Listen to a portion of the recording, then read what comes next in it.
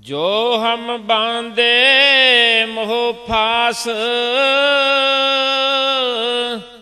हम प्रेम बंधन तुम बांधे। अपने छुटन को जतन करो, हम छूटे तुम आराधे। माधवे जानत हो जैसी तैसी, अब कहाँ करोगे ऐसी राम। मीन पकड़ फाक्यो और काट्यो, रांद कियो बहु बानी।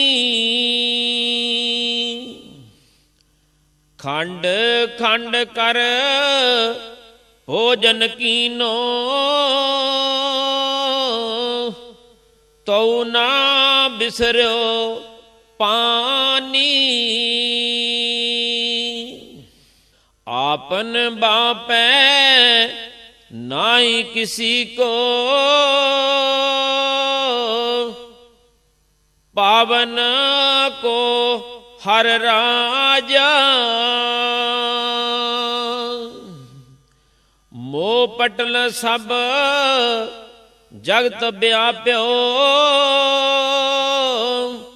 भगत नहीं संतापा।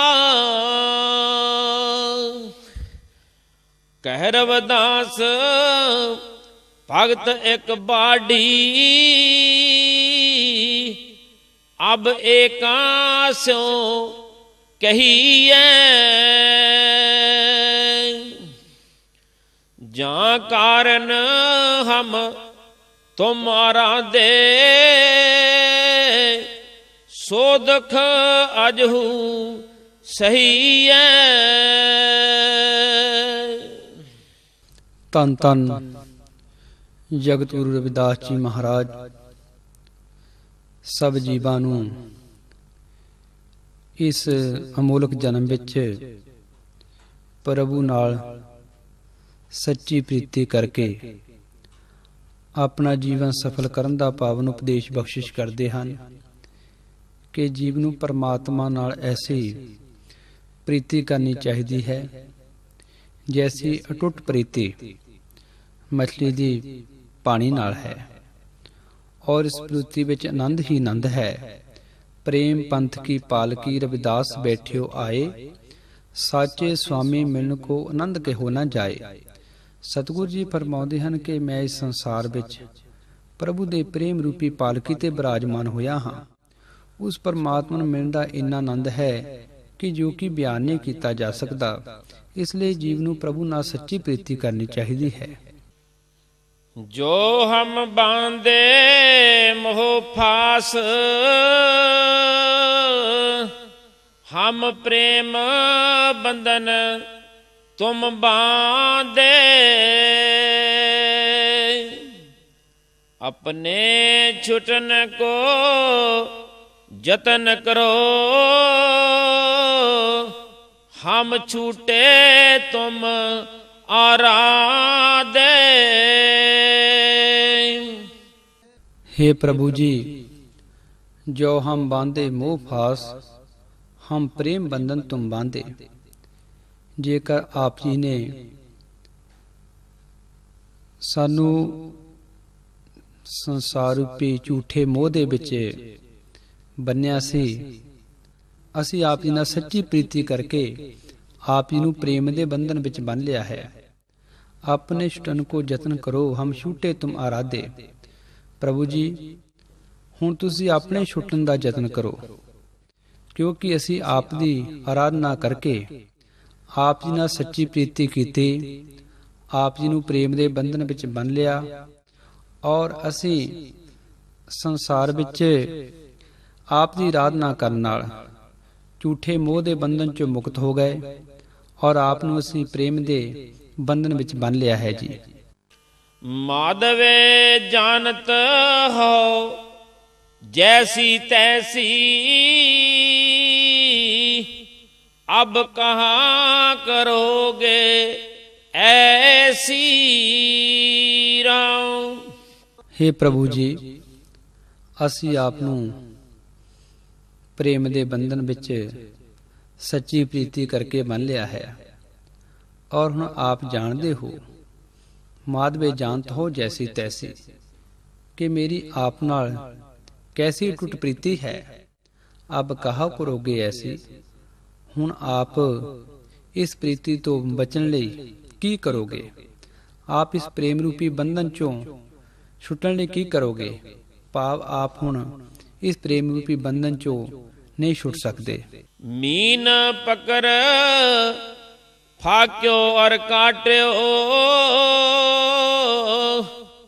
रांद कियो बहु बानी। खंड खंड कर भोजन कीनो, तो ना बिसर्यो पानी। हे प्रभु जी, मेरी आप नाल ऐसी टुट प्रीति है जैसी मछली दी टुट प्रीति पानी नाल है। मीन पकर फाक्यो और काट्यो, रांद कियो बहुबानी। शिकारी कुंडी नाल मांस ला के मछली नूं पकड़दा और मछली नूं पानी चों बाहर कढ़दा। मछली मर जाती, उसनूं दो फाड़ किया जाता, छोटा छोटा कट के अनेका प्रकार नाल रिन्निया जाता। खंड खंड कर भोजन कीनो, तो न बिसरियो पानी। फिर जीव उस मछली नूं छोटी छोटी करके चिच के खांदा। मछली मर जाती, दो फाड़ हो जाती, टोटे टोटे हो जाती, उसनूं अनेका प्रकार नाल रिन्निया जाता और जीव छोटा छोटा करके उसनूं खांदा। भाव जी मछली मर जाती, टुकड़े टुकड़े होने तो बाद जीव के पेट में चल जाती, पर उसनूं पानी नहीं भुलदा। ऐसी उसकी पानी नाल टुट प्रीति है, क्योंकि जो जीव मछली खाता है उसनूं बहुत त्रेह लगती है।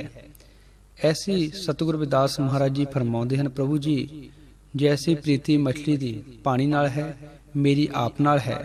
सतगुरु नामदेव जी महाराज फरमाउंदे हन, मछली को जैसे नीर बाहला, त्यों मेरे मन रामैया।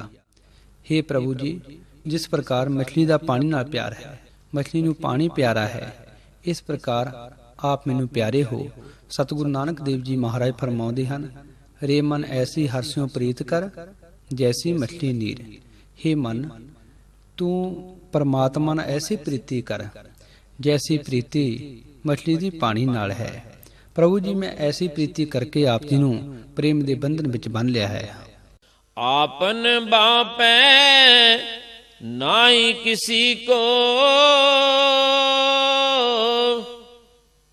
पावन को हर राजा। मोह पटल सब जगत व्याप्यो,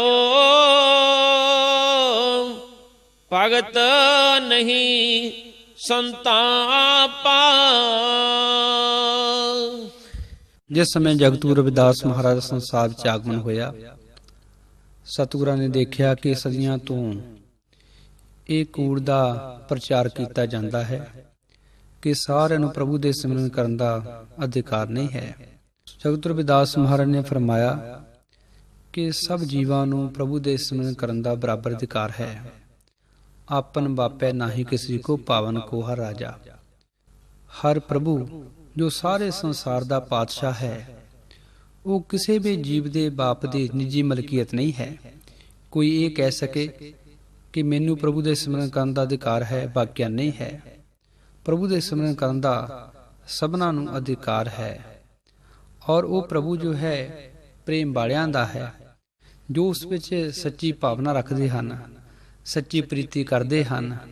ਜੈਸੀ ਮਛਲੀ ਦੀ ਪ੍ਰੀਤੀ ਪਾਣੀ ਨਾਲ ਹੈ, ਉਸ ਪਰਮਾਤਮਾ ਨੂੰ ਪਾ ਲੈਂਦੇ ਹਨ, ਚਾਹੇ ਉਹ ਜੀਵ ਕੋਈ ਵੀ ਹੋਵੇ। ਕੋਈ ਵੀ ਜੀਵ ਪਰਮਾਤਮਾ ਨਾਲ ਸੱਚਾ ਪ੍ਰੇਮ ਕਰਕੇ ਉਸ ਨੂੰ ਪਾ ਸਕਦਾ ਹੈ।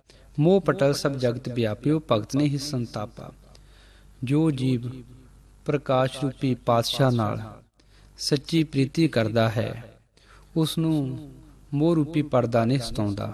ਮੋਹ ਰੂਪੀ ਪਰਦਾ ਸਾਰੇ ਸੰਸਾਰ ਨੂੰ ਵਿਆਪ ਰਿਹਾ ਹੈ, ਪਰ ਜੋ ਜੀਵ ਪਰਮਾਤਮਾ ਸੱਚੀ ਪ੍ਰੀਤੀ ਕਰਦੇ ਹਨ, ਉਹਨਾਂ ਭਗਤਾਂ ਨੂੰ ਮੋਹ ਰੂਪੀ ਪਰਦਾ ਨਹੀਂ ਸਤਾਉਂਦਾ। ਕਹਿ ਰਵਿਦਾਸ ਭਗਤ ਇੱਕ ਬਾਡੀ,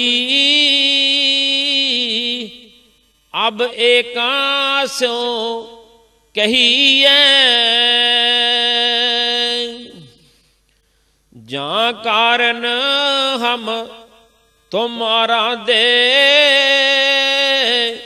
ਸੋ ਦੁਖ ਅਜਹੂ ਸਹੀ ਹੈ।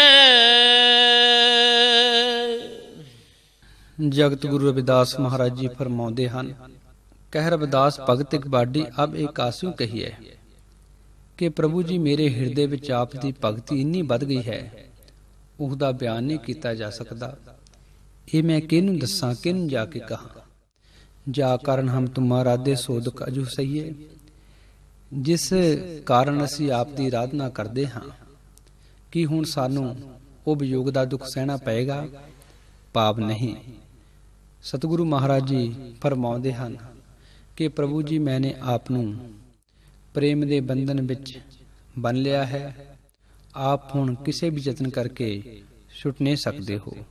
ਤੋ ਜੋ ਪ੍ਰਭੂ ਹੈ, ਉਸ ਨੂੰ ਕੇਵਲ ਤੇ ਕੇਵਲ ਪ੍ਰੇਮ ਦੇ ਬੰਧਨ ਵਿੱਚ ਹੀ ਬੰਨਿਆ ਜਾ ਸਕਦਾ ਹੈ, ਔਰ ਉਸ ਦਾ ਸਿਮਰਨ ਕਰਨ ਦਾ, ਉਸ ਨਾਲ ਪ੍ਰੇਮ ਕਰਨ ਦਾ ਸਾਰੀ ਮਾਨਵ ਜਾਤੀ ਨੂੰ ਬਰਾਬਰ ਅਧਿਕਾਰ ਹੈ।